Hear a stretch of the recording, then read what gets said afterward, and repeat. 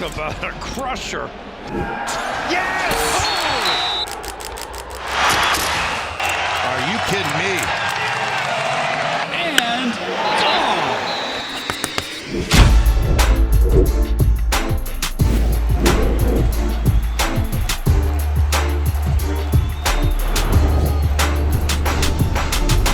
Welcome back to the Schoolyard Sports Podcast. On this podcast, Lane Frank, we're now on episode 191. It's 191 episodes through, and I got an action-packed episode for you. We've got a double guest episode. Yes, 2 guests in this episode. We've got Lakers reporter Ryan Ward joining us to talk all things NBA, and Big Ten Network football analyst Rhett Lewis talking all things Big Ten football, college football. Get ready for that. We got so much going on in this action-packed episode. You're not going to want to miss it.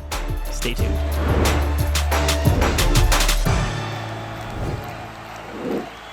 Let's start out episode 191, how we always do, with our headlines in the NBA. First thing in the NBA, you're going to hear me talk about this a lot with Ryan Ward later on in the episode. Bronny James, everybody. Bronny James sent down to the G League, and G League really doesn't seem like a warm welcoming for Bronny James because he played terrible in his G League debut. But he's also not the main thing in the NBA this week. Another big thing in the NBA this week is we have the NBA Cup starting out again. His team, Los Angeles Lakers, won it last year. Doesn't play a huge effect. We're just going to have to wait and see. But, you see new courts, see new uniforms. Exciting to see the NBA Cup back for another year. Maybe it can be like European soccer. Eventually turn into that big tournament one day. Joel Embiid has made his season debut after a bunch of turmoil between the injuries, the suspension, bunch of things for Joel Embiid. He's finally back on NBA court, and they need it. Sixers, they give the worst record in the NBA right now. They desperately need Joel Embiid back on NBA court, and they got him. Cleveland Cavaliers are off to the best start in the NBA since the 2016 Warriors, everybody. Staying undefeated, Kenny Atkinson has done a great job with this team so far. Plays some great basketball. Let's go Cavs. Smooth things over to the NFL. Action-packed week out there. Started out on Thursday Night Football with the Baltimore Ravens in a shootout against the Bengals, but they got the win. Then we go over to Sunday. We got the Philadelphia Eagles taking on Dallas Cowboys. Cowboys played terrible on Sunday. They just looked awful. The Eagles are playing like one of the best teams in the NFL, back to their true Super Bowl form, and the Eagles, great win on Sunday. Carolina Panthers, they took down my New York Giants in Germany, and it's a real head-scratcher as a Giant fan because, this team sucks. There's no way around it. This team sucks at the game of football. Brian Dable doesn't look like he knows what he's doing. Joe Shane constructed a bad roster, it looks like. Daniel Jones doesn't know what he's doing out there. So a lot of issues right now with this Giants team. We're just going to have to wait and see what happens this offseason. Drake May, New England Patriots, got a huge win over the guy who went 1 pick above him, or 2 picks above him in the NFL draft, Caleb Williams. Caleb Williams got sacked 9 times on Sunday. They lost 19-3. Wasn't a good game, but for Drake May and the Patriots, good win for them. Get some momentum to build off of. I know Gerard Mayo is happy about that. Buffalo Bills, they got another win over the Indianapolis Colts, now sitting at 8-2. The huge matchup this week against Kansas City Chiefs. Speaking of the Chiefs, what a great game they had on Sunday, taking down Denver Broncos. Say we want, say it's devil magic. Say Chiefs are the luckiest team in the NFL. They win football games. They get the job done. Great win for the Chiefs on Sunday. For New Orleans Saints, they got a good win on Sunday. The first game with Darren Rizzi as new head coach. They beat the Falcons. Younghoe Koo gave him a little bit of help, missing 3 field goals, but a win's a win. The Saints got that on Sunday. San Francisco 49ers, they needed a win. They almost gave it up a little bit. Bad kicking. Deebo Samuel, some turmoil on the sideline. But at the end of the day, the special teams for the Niners came through when they had a bad game all game. They came through at the end, and Jake Moody nailed that field goal. He was injured for a while. Now he's back. Jake Moody, nice field goal to seal it right there. Win over the Buccaneers on Sunday. Pittsburgh Steelers are looking like all the way in the up and up right now, sitting at 7-2. Awesome win on Sunday over the Washington Commanders. Commanders losing by 1 point. It's tough. Definitely tough. There's things to build off of. The 2 guys who made the 2 biggest mistakes in this game were Jaden Daniels, maybe making some bad plays down the way, and another rookie, Jazair Newton, or you could call him Johnny Newton, jumping on 4th down, getting the offsides penalty, winning the game for the Steelers. They're rookies. This is a young team with a lot of potential still, and it's a good team. Commanders are going to make the playoffs, but that was a great win for the Steelers on Sunday. Minnesota Vikings looked sketchy for a while. Really didn't look good for a while, but Sam Darnold somehow pulled this game out after playing terrible. Sam Darnold, in the month of November, and even the month of October, has looked poor, very poor. But September, Sam Darnold was solid. Maybe Sam Darnold can get back to that first month of the season, those first 5 games, see how he played in those first 5 games. If he can get back to that level, the Vikings team will be solid. But, they got the win on Sunday against the Mac Jones-led Jacksonville Jaguars, but wasn't pretty. Detroit Lions maybe had the best game of the week, winning over the Houston Texans. That was an awesome game. Jared Goff throws 5 picks, but good teams and great teams have a difference. The good teams, they lose those games when their quarterback plays terrible and has 5 picks. The great teams, they win those games. That's what the Lions did. Defense didn't care. Defense didn't surrender. Kicking game didn't surrender. Jake Bates knew what he had to do. Dan Kimball was like, all right, Jared, you got this. You got this. You got this. And it all worked down the end. Nice win right there on Sunday for the Lions. Sunday Night Football over the Texans. It's just tough for the Texans. Nico Collins, still out. Tank Dell, still out. Stephon Diggs, out for the rest of the year. What do you want C.S. Stroud to do without his top three pieces? It's tough ask for him right there, but still, nice one for the Lions on Sunday. Los Angeles Chargers, give me my head coach back, Jim Harbaugh, because he's coaching great football right now. You know me, Michigan football fan. Michigan's playing terrible. That's another subject. Jim Harbaugh is doing a great job for the Los Angeles Chargers. Another guy doing a great job for LA is Jesse Minter. Best defense coordinator in the NFL, you could say. He has the best defense so far in year one of the Chargers. He's coaching some really good football, and they're looking like they're going to make a playoff spot, everybody. Arizona Cardinals, they went in the desert, obviously playing New York Jets, and they got a nice win over the Jets on Sunday. Aaron Rodgers and the Jets just look lost out there. Miami Dolphins played on Monday Night Football against Los Angeles Rams, got a great win. Tua, maybe some questionable mistakes in there, but they get the win. They're sitting at 3-6 right now. You need a rebound. You need to get more wins like this, and maybe find yourself back in a playoff spot. That's bad for the news in the NFL. In the MLB, we got award season ramping up, everybody. We got our finalists for Silver Sluggers, Gold Gloves, MVPs, Manager of the Year, so much more. Stay tuned. That's about for the headlines.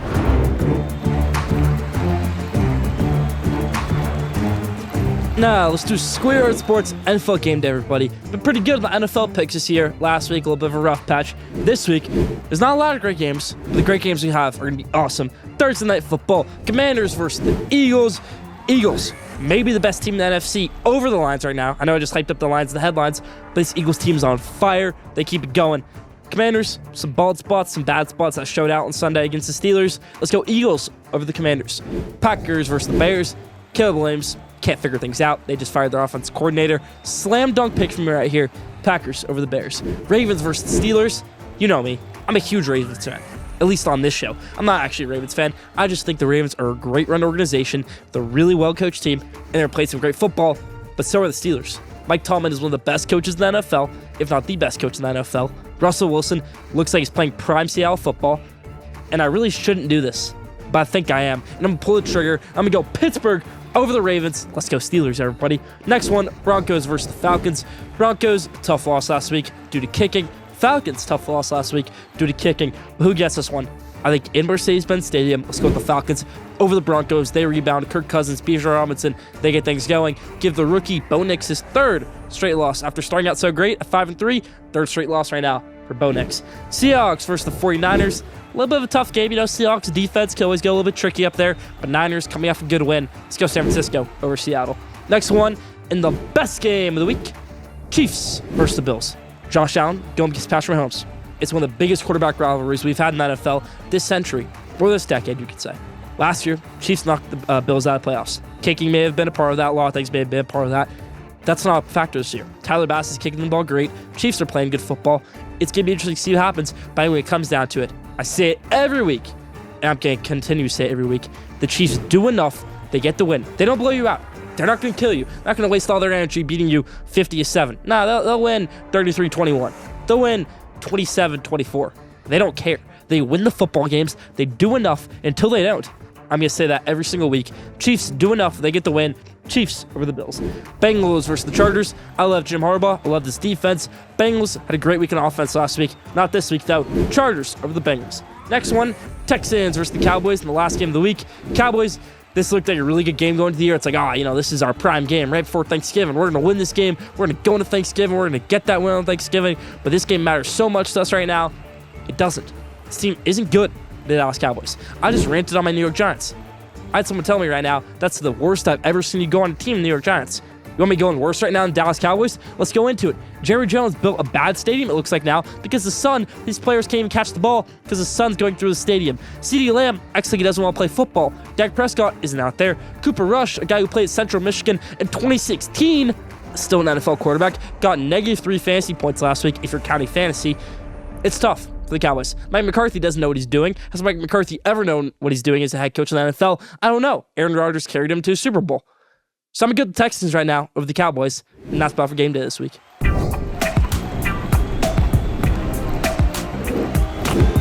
Here we go, Squared Sports fans, continuing this great episode 191, bringing in Ryan Ward, our guest for this episode, Lakers beat writer and host of BLEAV Network podcast, Jello Jiggling. Ryan, thank you for joining us. No problem, dude. No problem. Glad to talk some Lakers basketball.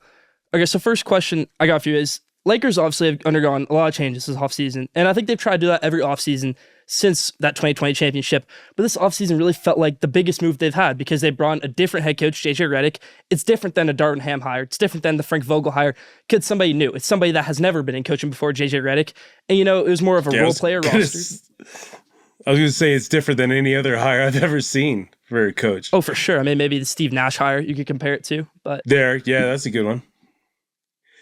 But this is not a move the Lakers make. That's for sure. No, for sure. I mean, the Lakers, I would say, are typically the youth team that would go after the big hire, the guy who maybe has been a head coach before, won a championship. Maybe they could have got a bigger name, but also JJ Redick is a really good coach, it looks like so far. He's 6-4. This team's playing pretty well. I just want to get your analysis on it because I know you watch every Lakers game.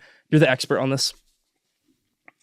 Well, I was super pessimistic coming into this because I thought the hire was kind of ridiculous. I didn't understand it. Didn't make sense to me, especially when you're going after bigwigs like Dan Hurley and, you know, all these other names that were in contention. It just didn't. It seemed silly. It seemed like a desperation move. Like that's all they had to do. But so far, he's been impressive. I think he's got the players' respect, which is probably the hardest thing for a guy in his position. And they're playing hard. I mean, they've had some performances where you're just like, okay, what's going on here? They're not playing well defensively, but it's considering their personnel and who they have, they've played better than expected, better than I expected. Put it that way. So I'm pleasantly surprised, and I'm curious to see where he goes from here. I will say this though. I mean, I've watched this team since 2021, and I will say there's been no progression for this team since 2021. You can debate me on that, but there's been no progression. No, you're right. You're right. Outside of getting younger, maybe bringing in someone like Austin Reeves, Dalton Connect. It's every year, you know, they paint this picture of, you know, we're going to win titles and we're all about winning titles. And then it's basically the same thing over and over again, right? It's these two superstars who are not getting any younger, that are starting to deal with more and more injuries. Well, I mean, AD's kind of been like that ever since he got in the league, but LeBron has never been like that. And ever since he's gotten to LA, there's been this thing or that thing or whatever. And it's been so inconsistent. I said that the one thing that has been consistent about this team is mediocrity. They're just mediocre, right? They're not great in any one area. It just feels like the same thing over and over again, man. It's frustrating as covering the team because you want something different. You want an influx of young guys. Like I had more fun covering the teams where there was young guys that were developing all the time because you saw progression and all that. But it just seems like it's the same narrative over and over again. It's kind of like a poor me attitude in terms of like, oh, LeBron said this plenty of times over the last couple of years, we're never whole. Like, we're never whole. But the thing is, look around the league. No one's ever whole, right? There's always injuries, especially this year. You know, you got Embiid down, Tyrese Maxey down. Like, all these stars across the league are going down.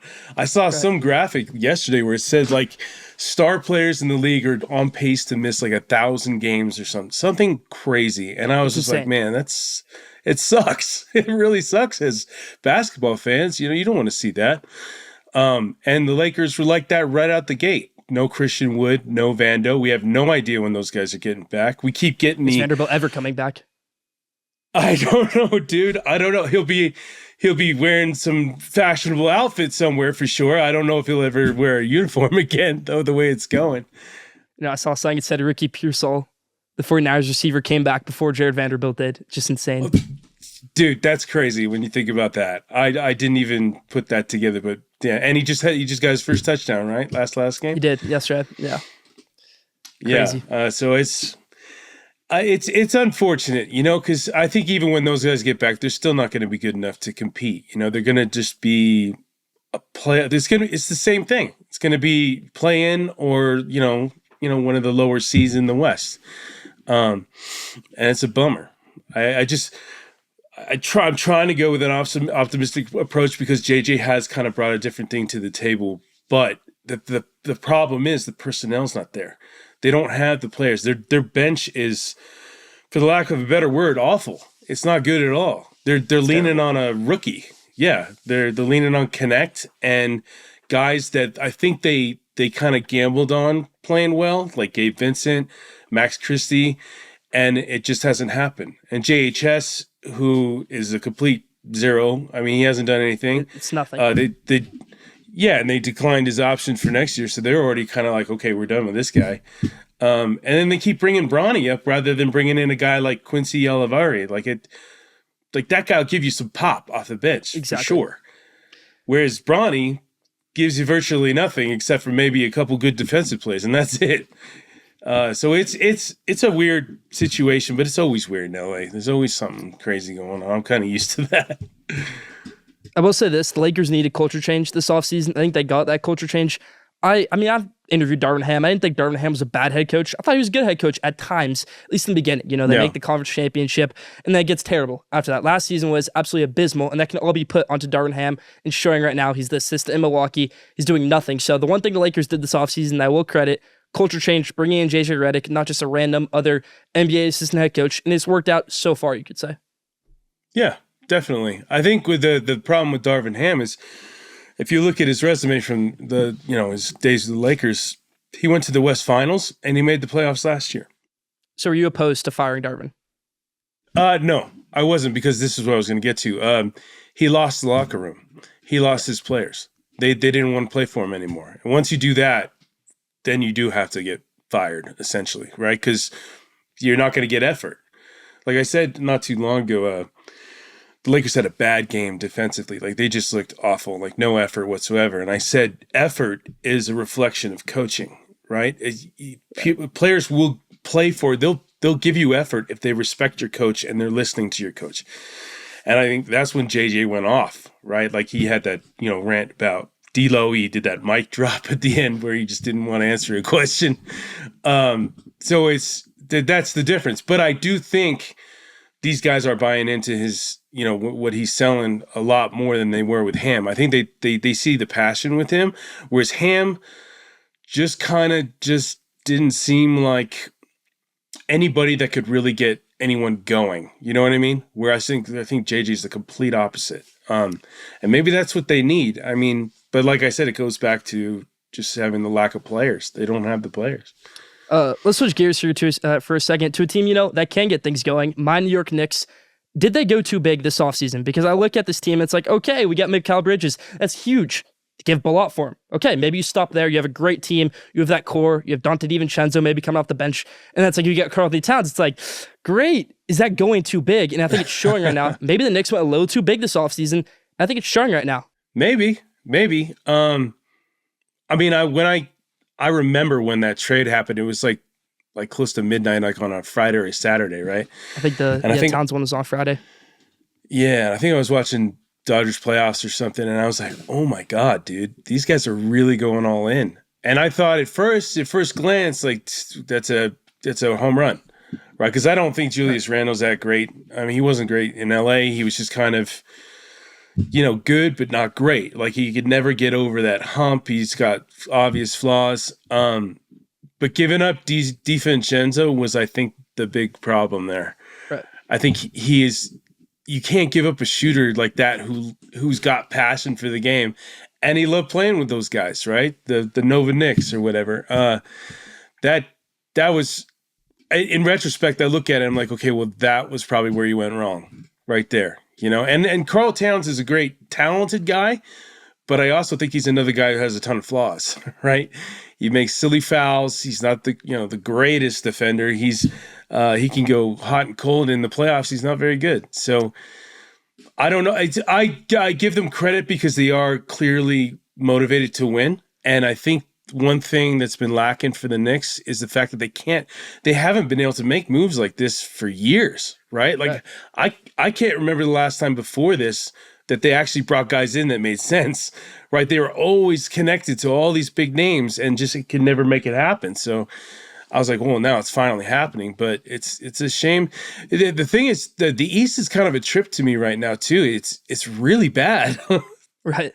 You look at the West, you look at the East. Oh yeah, like I saw another graphic today. What was it? The Mavericks are 5-5 and they're 11th in the West, and then somebody else was 5-5. Oh, the Pacers 5-5 in the East, and they're like in 5th place or something like that. Something crazy. And I'm like, dude, I hate it when the parity's like that. It's just so lopsided. It's like I thought we were gonna have a little bit more of that this year, but it's early. What is it? 10 games in for most teams. About 10 games in right now, but still, yeah, like you said, I mean, the Lakers would be top 3 seed right now in the Eastern, and what are they right now in the West? 7. yeah, something like that. It's crazy. The reason I worry about the Knicks going too big this offseason is maybe you can't get another superstar. Maybe you can't go after that big name player anymore because you give up all your pieces. So maybe someone on the trade market in the future, like a Giannis Antetokounmpo, you can't go after him anymore. Right? So the way things are going for the Bucks right now, could we eventually see Giannis go on the trade block this season? I think so. I mean, it's trending in such a bad direction. I mean, I remember when the first, I don't know what, 6 or 7 games into the season, and I looked at the standings, and I haven't been paying attention to the East as much as the West, obviously, and I'm like, oh my God, the Bucks have won 1 game. And I'm like, I didn't even know that was going on. And then I think the Sixers were the same. And I'm like, these are 2 teams I thought were legit title contenders right out the gate. Like, Bucks are going to bounce back after a bad season, after so much expectations with Lillard coming in. And it just hasn't gone that way. It's just funny. The NBA is weird that way, right? It's just, it can either go chalk or just complete mayhem. And I think it's complete mayhem this season, and we don't know where it's going. Like Cleveland, I didn't see that happening. Kenny Atkinson's doing a great job. Yeah, I mean, what a stud! What are they, 12-0 now? I think so. Yeah, they're on fire right now. I saw that graphic today. Crazy. They had a really weird lineup out there last night. They went 19-7 run. I mean, they're just playing great basketball.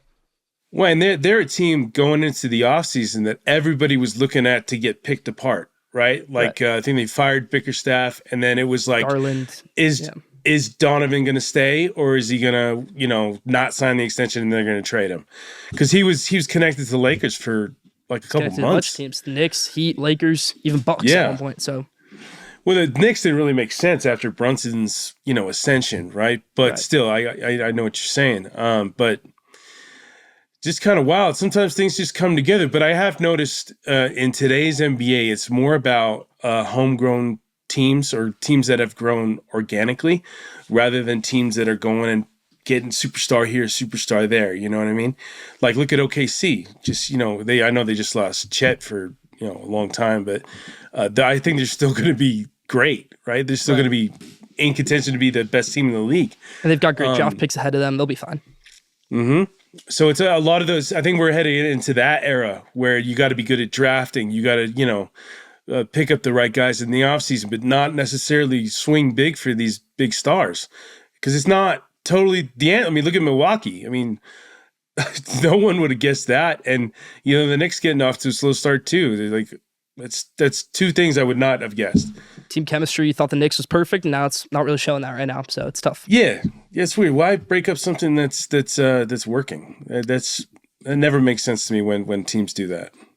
Last thing I'll touch on the Giannis situation. I think a Giannis Antetokounmpo trade would, no matter what, have to be for a Cooper Flag type of player, for the number 1 pick, for that superstar type of player, and maybe another superstar and more picks. That is the only way, if I'm Milwaukee Bucks, if I'm anybody in that organization, the greatest player in basketball right now is getting traded. So you mean you need like a building block? You need a Cooper Flag, because Cooper Flag can be a superstar, and you also need maybe another superstar. So who would have the number 1 pick right now? What do you think? Utah? Right? Okay. Give us a Walker Kessler. Contention for it, right? I mean, Cooper Flag is perfect for Utah. Cooper Flag would be perfect for Utah. Checks all those boxes, right? Yeah. I mean, that's the way things are shaping up. Who knows? Like, because things could change very fast. But yeah, probably Utah. San Antonio, maybe. That would be crazy. Flag and Wembanyama. If you have Flag and Wemby, you have a dynasty in the making. I mean, that'd be, if you think about it, probably kind of smart for them to tank if they could. Right. I'm sure Chris Paul wouldn't like that, but he's not going to play more than 50 games anyway. So, but yeah, I think it'll be Giannis watch from here until February. If they don't, especially if they don't turn things around. Oh, no, they need to turn things around, and they have to, or else it's done. Yeah, for sure. I don't know what that deal. I mean, Golden State would be a team to look at because they're desperate aging to bring in dynasty another too. guy. Do you really want to go that big in Steph's last 3 years in the NBA? Well, I think you kind of have to, right? Because after Steph, you don't really have that next guy, It's right? true. What, Kuminga? Kuminga, everyone loves to say Kuminga is the next Kawhi Leonard. Well, when are we going to see it? Kuminga hasn't really been great at basketball since high school. He didn't play college basketball.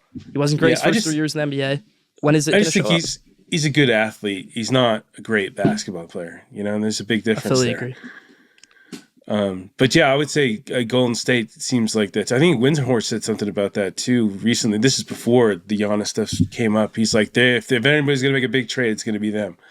So I bet you Dunleavy's looking everywhere to get that next guy. Because I thought Markkanen made a ton of sense to go there, and that just didn't happen for whatever reason. I think they didn't want to give up. I always screw up that kid's last name. Yes, that kid. Yeah, but it's like that. I mean, what a head scratching move that is. Like, really? It's like, do you really think that guy's gonna be better than Larry Markkanen? No, he's a good underrated piece, but he's not gonna be better than Larry Markkanen. So why not pull a trigger and make that trade? Yeah, it's just weird. That doesn't make any sense. And I'm sure they're kicking themselves for that. Some things just don't make sense in the NBA. I'll leave you with this last thing right here. We've got the NBA Cup coming up. The Lakers won it last year. Do you think this NBA Cup has a real effect on how your team does this season? No. I agree. No. It has no effect. There's no prize. It makes no sense. No, it's I like it. Because I'm a soccer fan, so I grew up. I'm from England, so I'm a big Liverpool guy. So it's Champions League and stuff like. I'm used to these kind of tournaments, and I thought it was a good idea. I'm like, I could see how it can work. Right, it may take a while, maybe even a decade for it to catch on, but it's not going to be popular right out the gate. And I think it was more popular than they thought last year, that they thought it was going to be. I thought the courts were weird. That's a good way to get involved, though. So you put on a game, and it's like, oh, it's an NBA Cup game. It's not a regular game. Yeah, there's no question, right? Like right away, which is cool. But I think they got to be a little bit more subtle. Those colors are a bit like an eyesore, man. Yeah. They just released the new courts. It reminds me of like Boise State football, with the blue fields, you know what I mean? It's like, it's so weird. It's hard to concentrate on the game. Yeah, well, I'm with you on all that. I really want to thank you for spending time with us today, talking some Lakers basketball. Hope to have you on again soon. Thank you. Yeah, no problem, man. That's good. All right, Squirt Sports fans, more to come in episode 191. Stay tuned. Well, we want to thank Ryan Ward for hopping on with us on episode 191. You can go check out his podcast, BLEAV Network, same network as us, at Jello Jiggling Podcast. Lakers reporter. He does a lot of great stuff with the Lakers, does a lot of great stuff with the NFL. Go check him out, Ryan Ward. Leave in the comments if you want to have Ryan Ward on the show again. Did you know? This week's Did You Know is, did you know the Stanley Cup, the trophy, or the award, real name is the Dominion Hockey Challenge Cup. So basically, the NBA Finals, the Super Bowl, the World Series of the NHL, the Stanley Cup, real name is the Dominion Hockey Challenge Cup. Did you know that? Leave it down in the comments. That's about for Did You Know this week.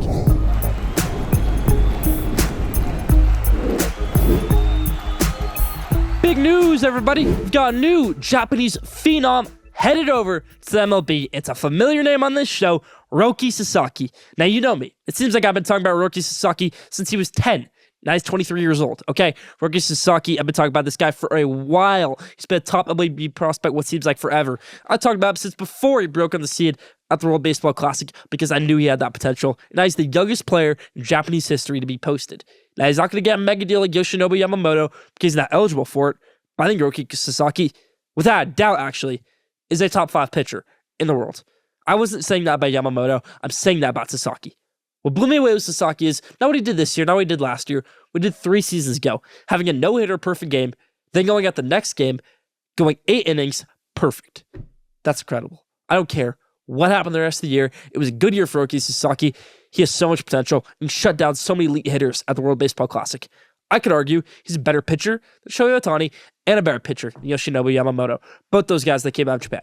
Roki Sasaki is the best of them all. He was great in that rotation for Japan, the World Baseball Classic. He's going to be great coming up into the MLB. So if you're an MLB team, forget Juan Soto. Look at Roki Sasaki. There's only about a few teams in contention for Juan Soto. I mean, same can be said by Roki Sasaki, but at least it's worth a shot. This guy is a hidden gem, if you want to call him hidden. He's at least a gem, Roki Sasaki, and he will be the cornerstone ace for your franchise if he signs with you. He's only 23. It's the difference. Koda Senga, when he signed with the Mets, he was 30. Otani was about 27 when he signed with the Angels. I think Yu Darvish was about 26, same age, when he signed Texas Rangers. So this is a big deal right here. Roki Sasaki, 23 years old, head over to the States MLB. Maybe my Mets can get him. Dodgers obviously going to be a big player for Roki Sasaki. Leave your thoughts in the comments where you think Roki Sasaki will go. And if he can be a top MLB pitching talent, I think he can be. What do you think? Leave your answer in the comments.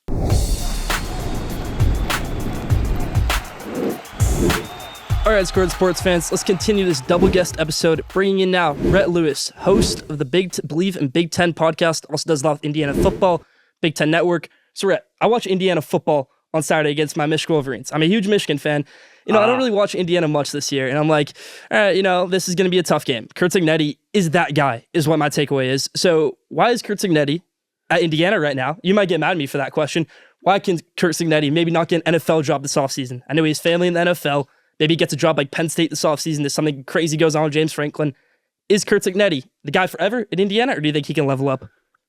That's a good question. I think he is going to be the coach of the year in college football this year. Without doubt. So he's incredible. Certainly understand, Lane, the idea that, he should be fit for a quote unquote bigger job, but that hasn't been his MO. If you follow his career track back from when he was at Alabama, he was there with Nick Saban, at the top of the college football mountain, and then decided, I need to go be a head coach.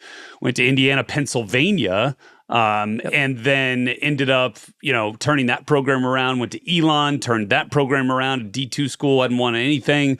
Then went to James Madison and shepherded their move from FCS all the way up to, essentially winning the Sun Belt Conference. This is kind of what he's done. So do I think that other schools or teams or franchises will come calling? Sure, I do. But I think he likes it in Bloomington. I think, he's a guy that, how much longer is he going to coach? I don't know. He's, I think, 62 years old. He's got a lot of life left in him, a lot of good football left in him. I think he could do this for a long time. And I think part of the allure of coming to Indiana was being able to do it in Indiana.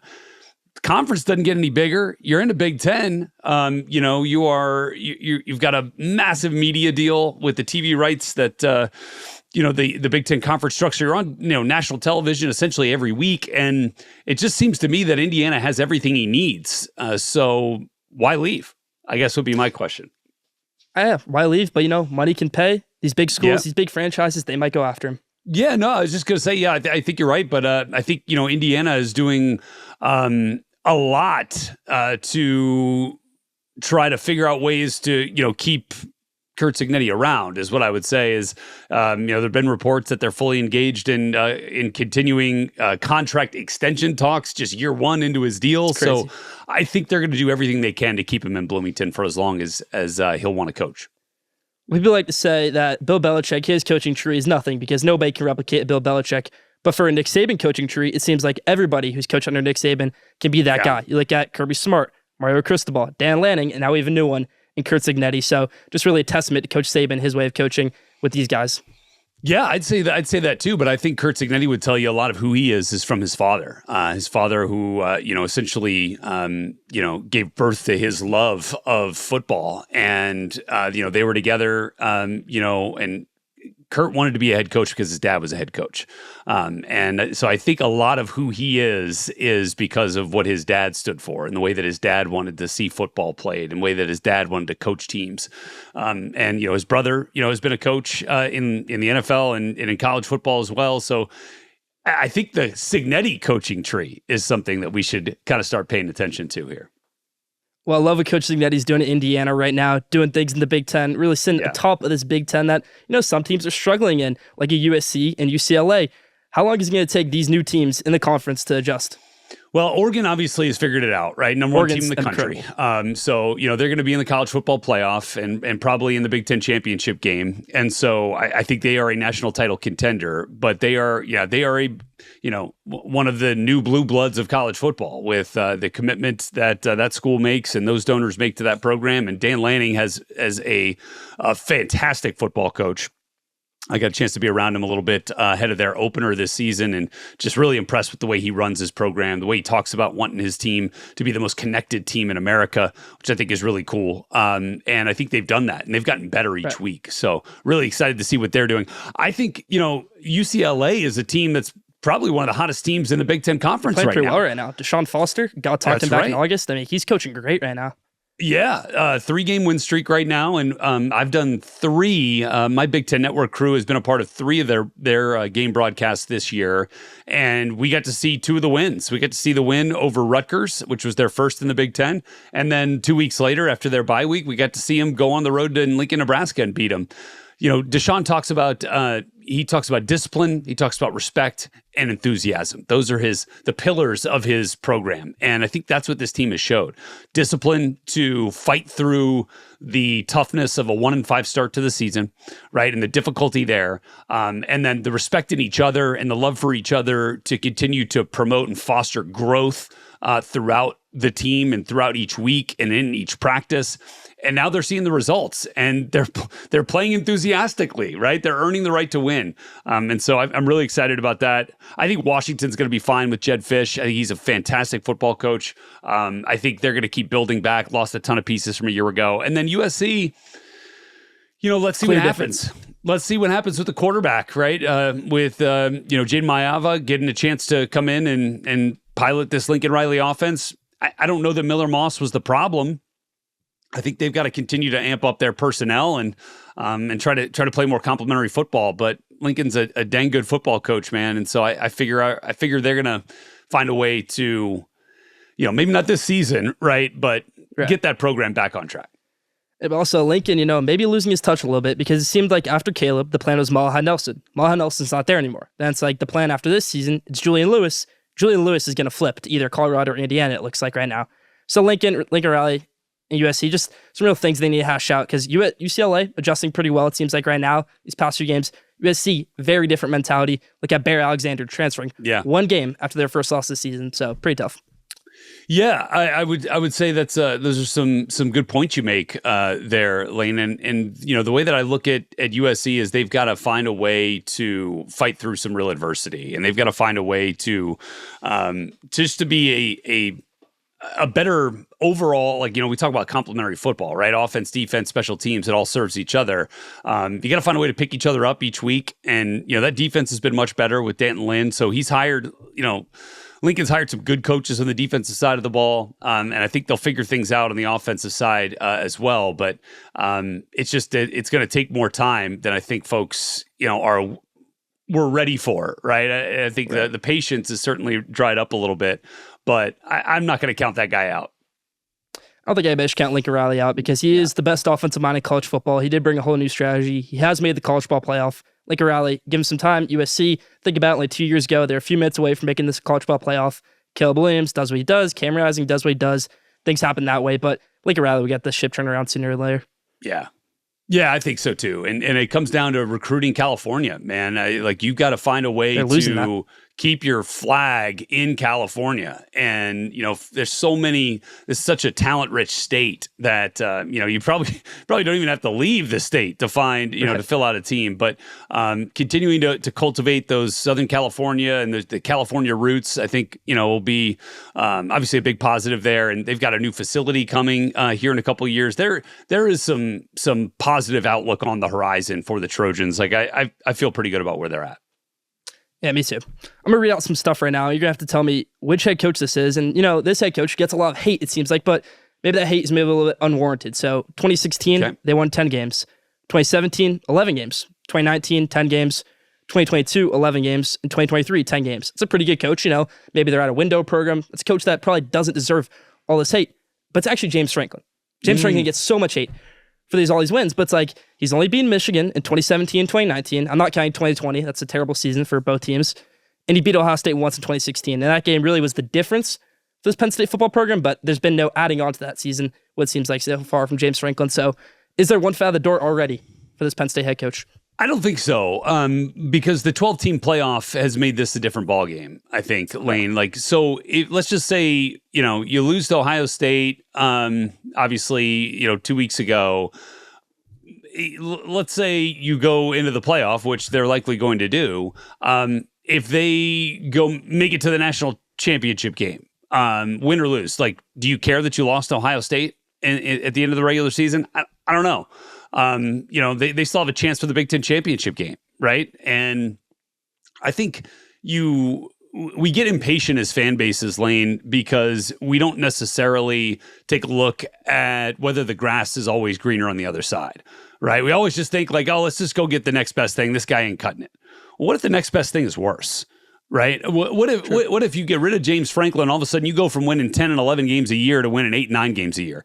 Ask Nebraska what that's like when they got rid of Frank Solich, when they got rid of Bo Pelini, and have been in this college football desert for the last decade. Haven't been bowl eligible since 2016. So it can go wrong real quickly when you let go of guys who have generated consistent high-level success. And he's always in a position. James Franklin's Penn State teams are always in a position to compete, right, with Michigan, with Ohio State, and with the top teams. Now, do they need to start winning some of those games? Heck yeah, they do, man. Heck yeah. But, like, I'd rather be in a position to win those games than fighting and scrapping and clawing just to get, to bowl eligibility and 7 or 8 wins at a school like Penn State who's accustomed to double-digit wins every year. But James Franklin's got a good staff around now. They've got the old Kansas offense coordinator. I'm blanking on his name right now. They did lose Andy Kotelnicki. Yeah. So this team definitely getting a little bit more innovative than last season, but Drew Aller, has he really taken that step forward? I'm not sure. That's a good question, Lane. Like, I think that there's been a lot of expectation and hype around Drew Aller. And I think one of the things is that, when the hype train gets moving, man, it's hard to stop. And, there were people calling for Drew Aller, when Sean Clifford was, in his last year, right? Want to see the young guy. Everybody always wants to see what's behind door number 2. But like I said with the coaches, man, grass isn't always greener. Now, here's the thing. I think that performance against USC for Drew Aller was one of his best as a Penn State quarterback. I think this last week against Washington showed you, what he could do. And look, I know Washington's not, at the top of the conference this year, but Drew Aller is finding ways to win football games for Penn State. Obviously, the Ohio State loss notwithstanding, I don't know that you could pin all that on him either. So I think he gives them their best chance to win, and I'm excited to see what he's got not only for the rest of this year, but going into his third year starting, which would be next year. Well, maybe Drew Aller could go to the NFL this year. We'll have to see. Yeah. I don't know. I don't know that he's. Yeah, it's. I think if I'm Drew Aller, I'm looking at another year under Andy Kotelnicki, who's brought out the best in my abilities so far, and I think that they can only build on that going into next year. I agree. Let's take things down south where we got the SEC a little bit. Could you see a little bit SEC playoff bias this year? Because maybe you look at a team like Texas, 1 loss in the year. What is Texas's best win? Because their resume right now is pretty terrible. They beat Michigan, which is a bad win now. Their best win is Vanderbilt. And that's not a great win, in my opinion. So you got beat by Georgia, a team that's very beatable because Ole Miss beat them, and they beat them badly at home in the elements. Texas, you're at home, no elements. You got dog walked in that game, still getting interceptions off Carson Beck, but you got dog walked. There's some teams in the SEC where it's like, how many teams are going to get into the playoff this year? Because right now, A&M is sitting at the top, and that's going to be a great game on next Friday, I think, A&M versus Texas. But there's a lot of decisions to go on right now in the SEC. I just I don't think the SEC is going to get 6 teams. I just don't think so. I think you're going to have a 10-2 team probably left out of the mix. Is where I would sit. So right now you've got Tennessee, A&M, Texas, Georgia, Ole Miss, Alabama, and Missouri, all with an opportunity to win 10 games this year. Those are all teams with 1 or 2 losses. LSU's out. South Carolina's out. That's just a fact. Now Missouri's out, I would say. Even if they get to 10-2. No. What's that? Even if Missouri gets to 10-2, no. No, probably not going to happen, right? So I mean, but that's the benchmark. I think you got to get to 10 in this playoff because I think the Big Ten's going to get 4 teams. I think Ohio State, Oregon, Penn State, and Indiana are going to be in. And so then, you got to talk about the ACC champion, you got to talk about the Big 12 champion, and you got to talk about the highest ranked Group of 5 champion, which is probably Boise State at this point, maybe. Army has a big game. Yeah, it's going to be Boise State, right? Okay. So, I mean, the spots are drying up pretty quick here. And it feels like to me, the committee's not going to hand out 6 spots to the SEC. I know there's a lot of talk about it, but I'm okay with Texas right now.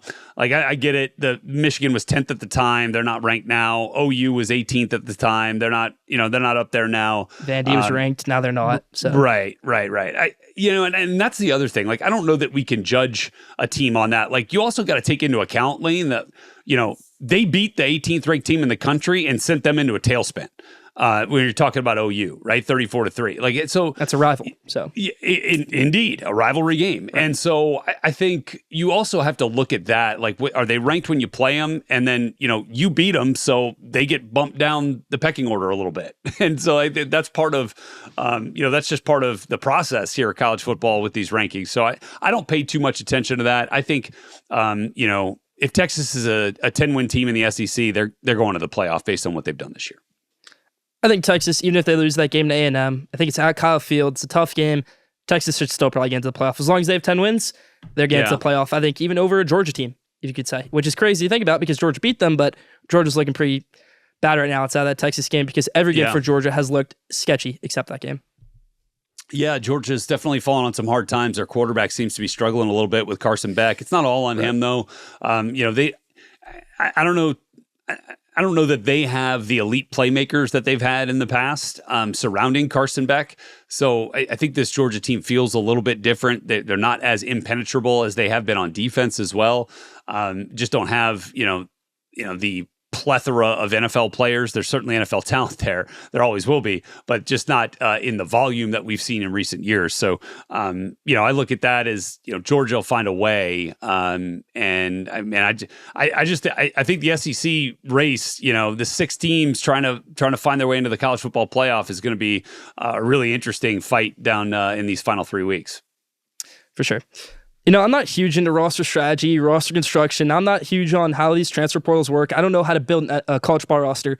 But it seems to me like building a college ball roster nowadays seems easier than ever. You look at Louisville, Jeff Brom, I think he started this whole trend because Jeff Brom has a lot of money at Louisville for NIL. He built that team when he went there. He got them, I think, 10 wins last year. They had a great season. Colorado had a terrible season 2 years ago, going 1-11. And now Deion Sanders has them in a playoff spot.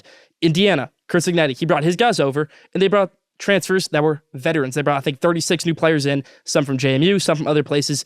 Is rebuilding in college football easier than ever? I want to get your opinion.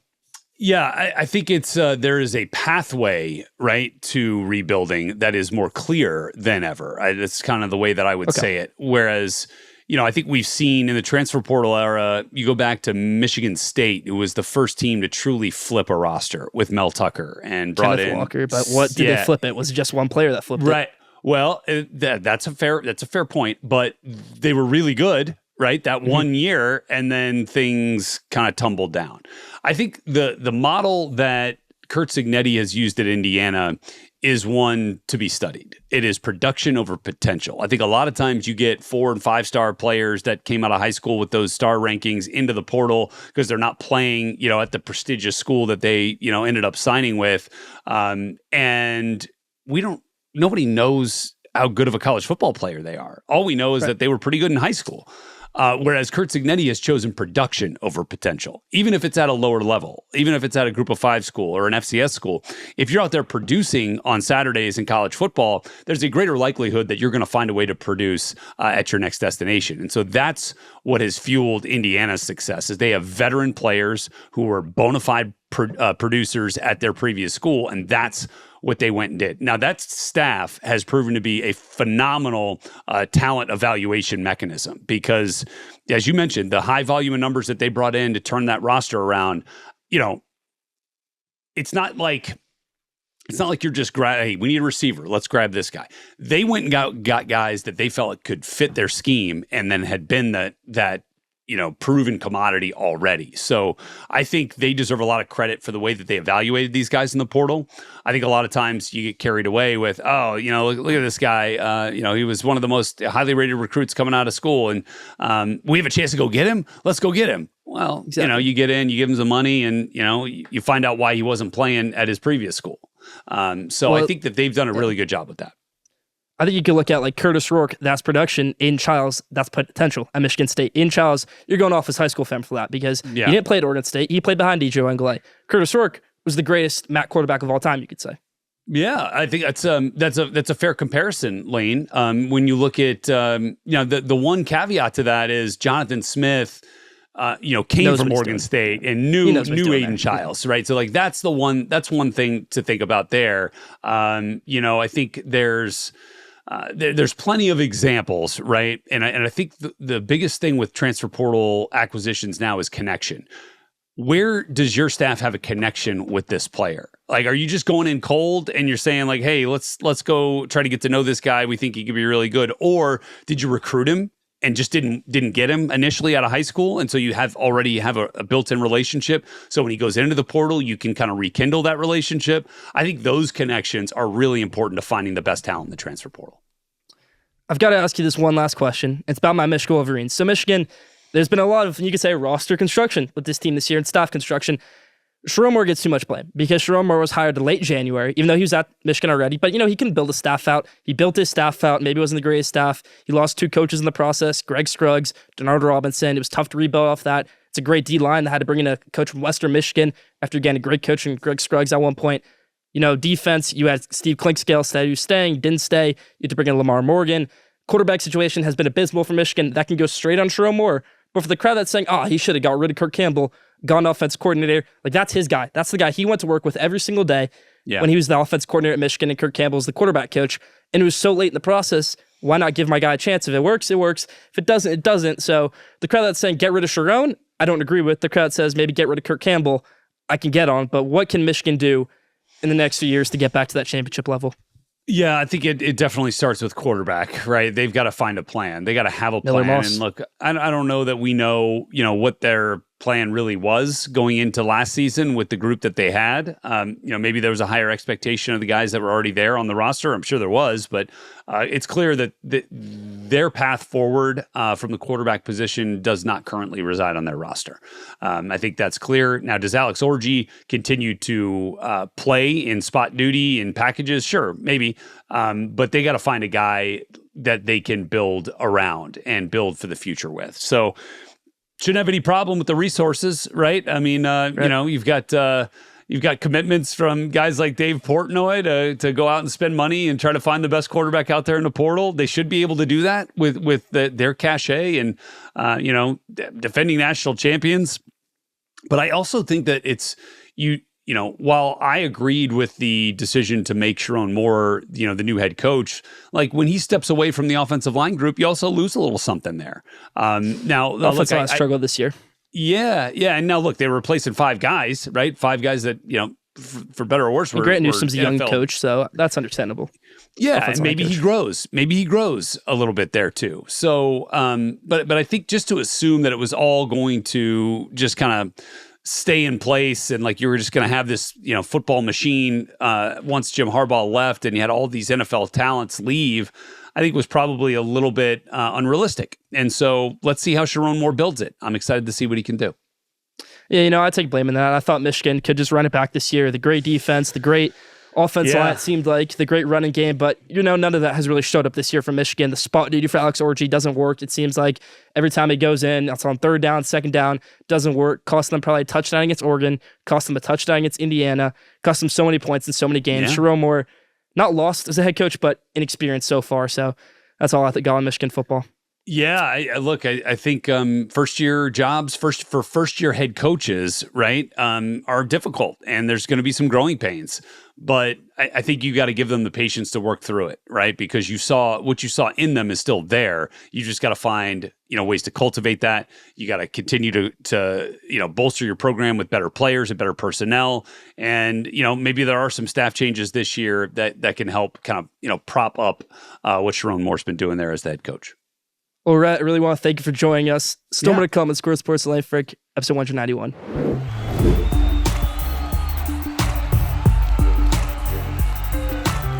Well, that was a great interview with college football expert Rhett Lewis. You can check out his socials at Rhett Lewis and also his podcast, BLEAV in the Big Ten. Does a lot of great stuff with Big Ten Network, NFL, college football expert Rhett Lewis. Still more to come on Square Sports Lane Frank, episode 191.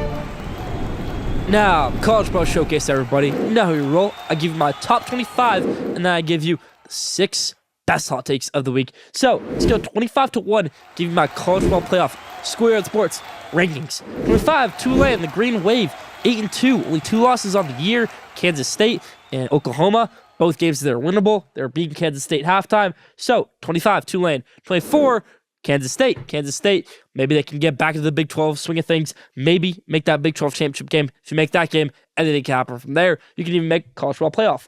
23, Washington State, the hidden gem of college football this year, with only 1 loss in the year to Boise State. 22, Louisville, go Cardinals. Huge win over Clemson a few weeks ago. 21, South Carolina. Don't forget about the Gamecocks, everybody. They might have 3 losses, but they're playing like one of the best teams in the SEC right now. You don't want to play them. 21, South Carolina. 20, a team that beat them, but a team that also just lost, LSU Tigers.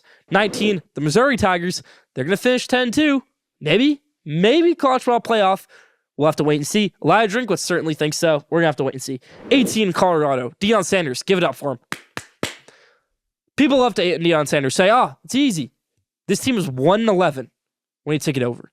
He got them 4 wins last year, and now they're sitting at a prime spot to make the college football playoff. I said it, a prime spot to make the college football playoff because they can make the Big 12 championship game. They control their own destiny. You win that game, you're in the playoff. Colorado currently controls their own destiny to win the national championship.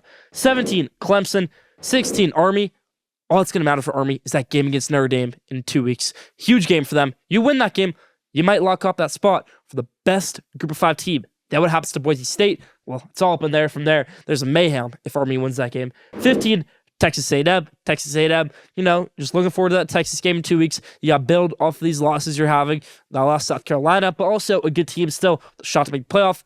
15, A&M. 14, SMU. I think the front runner in the ACC right now, up there with Miami. 14, SMU. 13, Boise State. Just talk about them, but Ashton Genty, 200 yards again this week. Incredible. 12, Georgia. Georgia, everybody. It's just tough right now for them. They have a playoff spot for me, sitting at number 12, but it's like, you lose that game to Ole Miss. You can't lose that game to Ole Miss. You're a really good team, it seems like, but you have these bad games now under Kirby Smart. You didn't expect them to lose that game to Ole Miss. Alabama game, okay, you expect them to lose that game. You beat Texas on the road. I would have thought Ole Miss would have been an easier environment than Texas. No, Ole Miss showed up when it mattered the most. Carson Beck's playing like one of the worst quarterbacks in the country right now. So 12, Georgia. They take a big fall for me in my rankings. 11, Miami. They need to lose at some time, and they did. They take a big fall in my rankings after that loss to Georgia Tech. 10, Ole Miss. Coming off the best win in college football of last week, but still, so you got 2 losses, Kentucky and LSU. 10, Ole Miss. 9, Alabama. Roll Tide, everybody. Huge win against LSU this week. Staying alive in the CFP race. 8, Penn State. Just trying to recover after the Ohio State loss. It's tough. They're really high in the CFP rankings. They're lower in my rankings. 8, Penn State. 7, the undefeated BYU Cougars, everybody. Playing in a power conference, even though the playoff committee doesn't want to think about it. 7, BYU played some really good football. Jake Retzlaff. Say we won about last week. This team is tough as nails, and they got the win. 6, Indiana. I talked about Rhett Lewis, but it was the first time I really sat down and watched an Indiana game against Michigan. This team is connected. They play sound football. 6, Indiana. Might disagree with this one right here. 5, Notre Dame. And I've said it all season long. Notre Dame doesn't lose that game, North Illinois. They might as well be the number 2 team in the country right now, but they did lose that game, and they've learned their lesson. And since that game, they've dominated every single opponent. So 5, Notre Dame. They're really a truly great college football team. 4, Tennessee. A great defense and a really good running game led by Dylan Sampson. Nico Imaleva, still trying to figure things out. His first season starting. Huge game against Georgia this week. They're number 4. 3, Ohio State. Not going to say go Buckeyes, but Ohio State is playing really well right now. They've got that big game against Indiana next week. Of course, the fateful one that ends your season. And then in November against Michigan. 3, Ohio State. 2, Texas. Go Longhorns. But Texas still focusing on the Texas A&M game. They're dominating every opponent, it seems like, except Georgia. They couldn't beat them. So Texas, number 2. And number 1, the best team in college football, still undefeated. The Oregon Ducks going up to Wisconsin this week. 1, Oregon. That's about my top 25.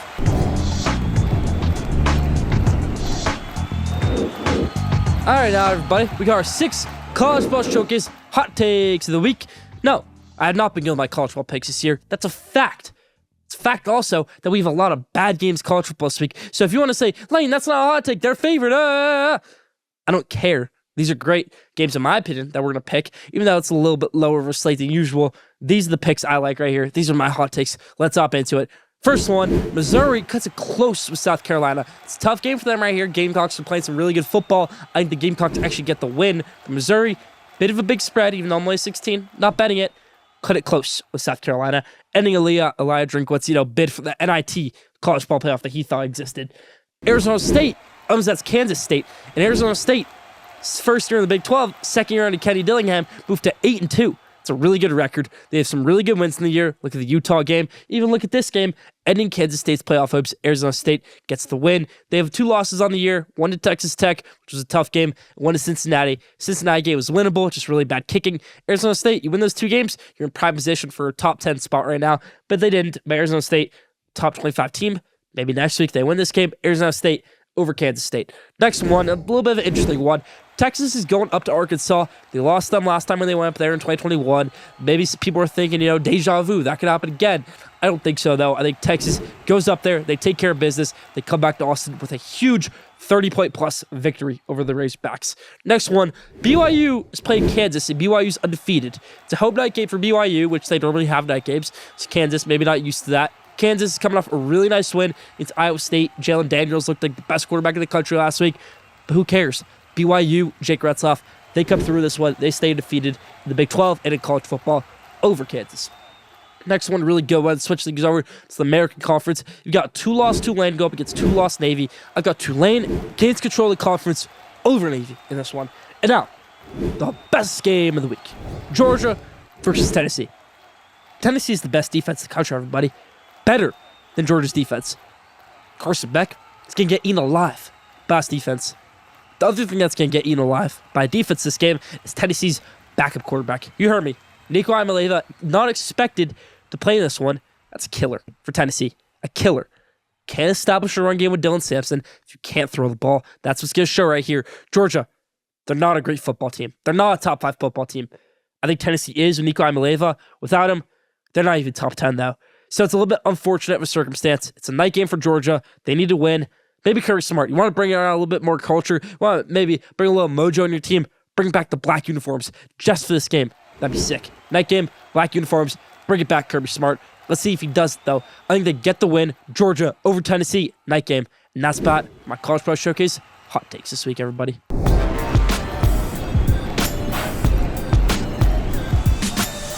Now, best for last question day. This week's question day is, who's the best free agent in MLB outside of Juan Soto? Could it be Roki Sasaki? Could it be maybe an Alex Bregman? Leave your answer in the comments. Who's the best free agent in MLB outside of Juan Soto? That's my question day this week. That's my Score Sports Delay Frank, episode 191. Thank you for tuning in. Follow Score Sports Instagram at Score Sports. Follow Score Sports Twitter at Score Sport. Don't forget to subscribe, rate, and review for the best sports content in the world. Be back here next week, episode 192. Stay tuned.